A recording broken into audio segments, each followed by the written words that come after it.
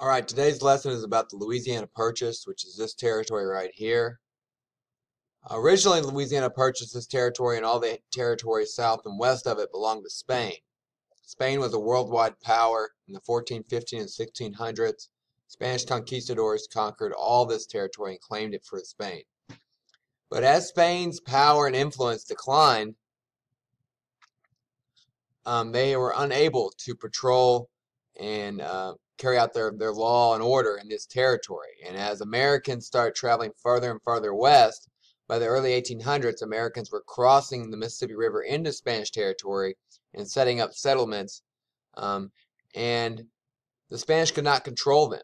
So that's going to cause huge problems for Spain. And to solve this problem, they're actually going to give the territory over to France. They said, we can't manage it. If you all can think you can manage it, you can have it. And this was kind of a gift to France. They were trying to make peace with France because at this time, Napoleon was trying to take over most of Europe, and Spain did not want Napoleon taking them over. So they were trying to form alliances and make peace with France, and offering this land was a way to do that.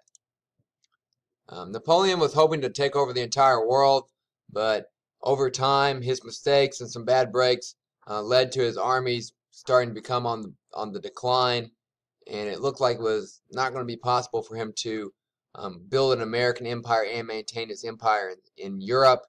And at that point, his officials and him decided that they would be willing to sell Louisiana to the United States. Originally, the United States was hoping just to buy New Orleans, the important trading post, but the French offered the Americans a great opportunity, an opportunity to double the size of the U.S. And they said we could buy the whole set of land for not very much money, $15 million. And suddenly, our country goes from being relatively small and relatively weak, but with the Louisiana Purchase, with all the resources and land, we are on the path now to becoming a superpower. And maybe what's ironic about that is Thomas Jefferson's the one that approved the deal, and that's not really even what he wanted. He wanted a small, peaceful, free country, and he wanted strict construction. And there's nothing in the Constitution that says the president can make land deals like this. But on this one issue, Jefferson strayed from his principles of strict construction and was open to more loose construction, and he goes away from his principles of a small, simple country, and he approves a deal that will make America eventually a worldwide superpower. For France, this is a good deal as well. They got the land for free. Now they turn a profit of $15 million on it. It's easy money, and Napoleon was happy to create a country that he knew someday would be stronger than Britain. He figured if France cannot defeat Britain in battle, maybe one day America will, or at least overtake them as the worldwide power.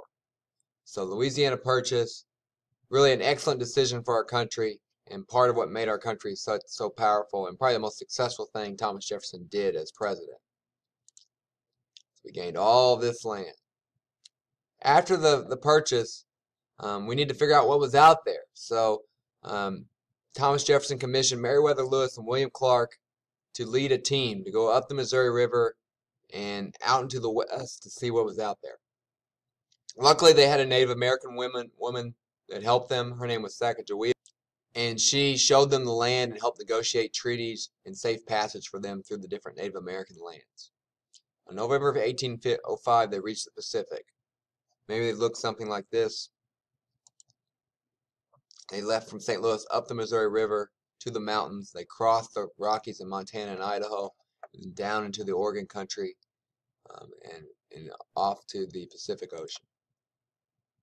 They saw the Missouri River Basin. They saw the Badlands of the Dakotas. They saw the amazingness of the wide open Great Plains of Wyoming and Montana. They struggled to cross the Rocky Mountains, which were much wider than they expected, down through the western temperate rainforests in Oregon and Washington, and then they canoed down the Columbia River, eventually reaching the spot that will become Astoria, Washington.